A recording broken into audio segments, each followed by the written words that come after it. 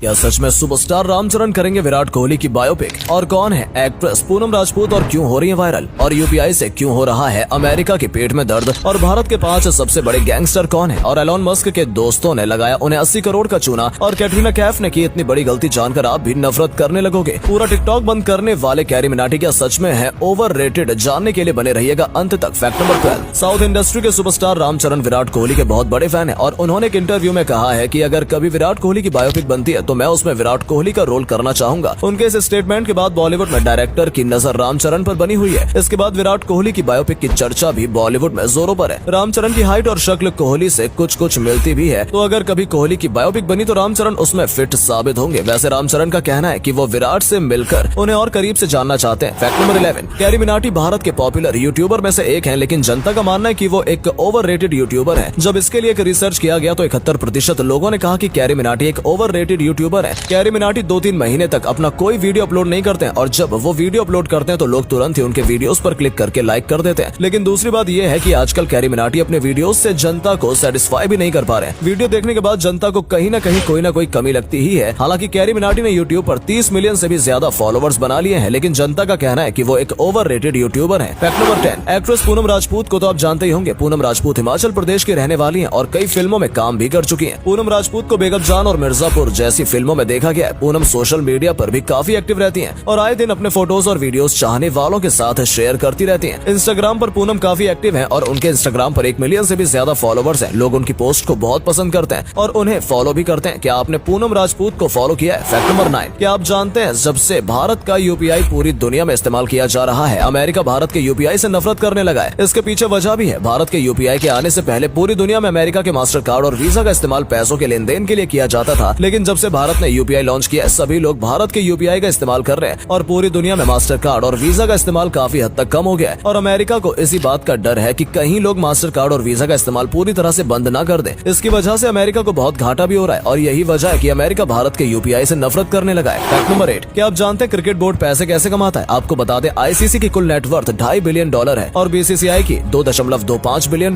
जब एक मैच होता है तो लाखों लोग इसको देखने आते हैं और उसके बीच में अलग अलग कंपनीज अपने प्रोडक्ट को प्रमोट करती है। ये प्रमोशन टीवी पर भी किया जाता है और मैदान पर चल रहे मैच के बीच में भी किया जाता है और इस तरह से पैसा बनाया जाता है। ब्रॉडकास्टिंग राइट यहाँ पर सबसे अहम रोल अदा करता है। जिस चैनल के पास ये राइट्स होते हैं वही बीसीसीआई के मैच दिखा सकता है। जैसे कि स्टार इंडिया ने बीसीसीआई से ये राइट 6130 करोड़ रुपए में खरीदा था। इसके अलावा जो भी सीरीज होती है उसके आगे किसी ब्रांड का नाम जुड़ता है। क्रिकेट किट पर किसी ब्रांड का नाम आता है। इसके अलावा जो लोग मैच देखने आते हैं उनके टिकट के पैसे से भी बहुत पैसे बनते हैं। फैक्ट नंबर 7, क्या आप जानते हैं 2015 में एलोन मस्क के साथ एक स्कैम हो गया था। उन्होंने एक चैरिटी में 80 करोड़ रुपए दिए थे और वो लोग ये पैसा लेकर भाग गए थे। 2015 में एलोन मस्क और उनके कुछ दोस्तों ने मिलकर एक आर्टिफिशियल इंटेलिजेंस लैब खोला था जो कि एक नॉन प्रॉफिटेबल कंपनी थी। 2018 में जब ये कंपनी अच्छी चल पड़ी तो इन्होंने एलोन मस्क से 80 करोड़ लेकर उन्हें ग्रुप से बाहर कर दिया। इतना ही नहीं, इन लोगों ने बाद में इस नॉन प्रॉफिटेबल फर्म को प्रॉफिटेबल फर्म में बदल दिया और 3 बड़ी कंपनियों के साथ हाथ मिला लिया। इसके अलावा जो इनकी लैब में इंटेलिजेंस रिसर्च की जाती है उसे लोगों के साथ शेयर करना भी बंद कर दिया। आज एक प्रॉफिटेबल फर्म है जिसका नाम ओपन एआई है। फैक्ट नंबर 6, क्या आप जानते हैं भारत में चॉकलेट मार्केट का किंग कौन है? अगर आप सोच रहे हैं नेस्ले या फिर कैडबरी तो आप बिल्कुल गलत हैं, क्योंकि भारत में चॉकलेट मार्केट को रूल करता है मॉन्डेलेस इंटरनेशनल। शायद आपने ये नाम पहले कभी सुना भी नहीं होगा, लेकिन आपने इस ब्रांड का नाम जरूर सुना होगा, जैसे कि dairy milk, 5 star, Bournville, Gems. जी हाँ, ये सारे ब्रांड इसी कंपनी के हैं और इनका मार्केट पर 56% कंट्रोल है। नेस्ले आती है दूसरे नंबर पर जिसका मार्केट पर 15% कंट्रोल है। नेस्ले के ब्रांड है किटकैट, पोलो,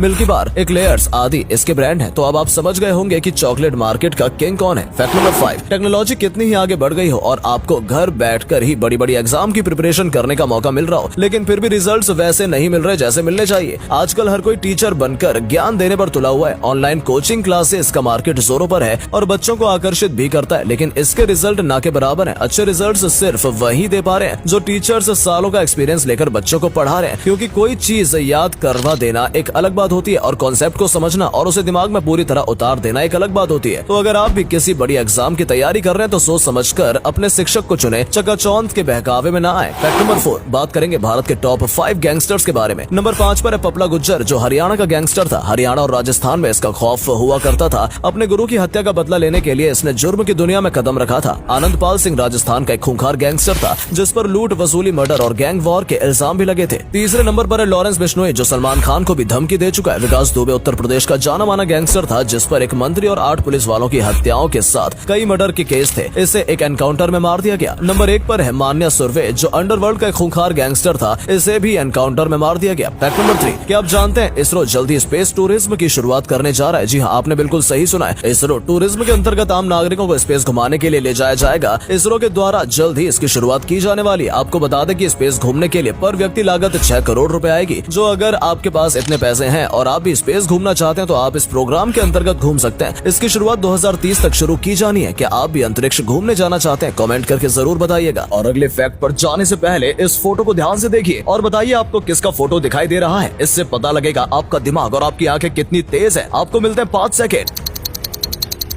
फैक्ट नंबर 2, बात है 2019 की, जब Xiaomi कंपनी ने कैटरीना कैफ को पार्टनरशिप का ऑफर दिया था। कंपनी ने कैटरीना को कहा कि हमें एक एड बनाना है जिसमें आपको सिर्फ ये दिखाना होगा कि आप हमारी कंपनी का फोन इस्तेमाल करती हैं। ये सिर्फ 30 सेकंड का होगा। इसमें आपको हमारी newly launched remedy Y1 phone इस्तेमाल करना होगा और सोशल मीडिया प्लेटफॉर्म पर अपलोड करना होगा। लेकिन कैटरीना कैफ ने यहाँ पर एक बहुत बड़ी गलती कर दी। उन्होंने जो वीडियो अपलोड किया उसमें उन्होंने बोला तो Redmi Y1 फोन के बारे में था, लेकिन असल में वो जो इस्तेमाल कर रही थी वो एप्पल का iPhone था, जो जनता ने नोटिस कर लिया। और इसके बाद कैटरीना को काफी क्रिटिसाइज किया गया और बाद में एडिट करके इस वीडियो को अपलोड किया गया। फैक्ट नंबर 1, क्या आप जानते हैं इस बार का IPL टूर्नामेंट जियो सिनेमा पर स्ट्रीम होने वाला है, जो कि बिल्कुल फ्री में होगा। इसके पहले फीफा वर्ल्ड कप को भी जियो सिनेमा ने बिल्कुल फ्री में स्ट्रीम किया था, लेकिन इसके बाद भी जियो डेली बेसिस पर करोड़ों की कमाई करने वाला है। अगर आप 4K रेजोल्यूशन में मैच देख रहे हैं तो आपको 25 GB का डेटा लगने वाला है। और अभी जो जियो के रिचार्ज पैक हैं उनमें आपको 1 से 3 GB का डेटा डेली पैक में देखने को मिलता है और 25 GB डेटा लेने के लिए आपको जियो का बूस्टर पैक लेना होगा। ऐसे करके जियो डेली का करोड़ों रुपए कमाएगा, क्योंकि लोग मैच देखने के लिए उससे डाटा खरीदेंगे।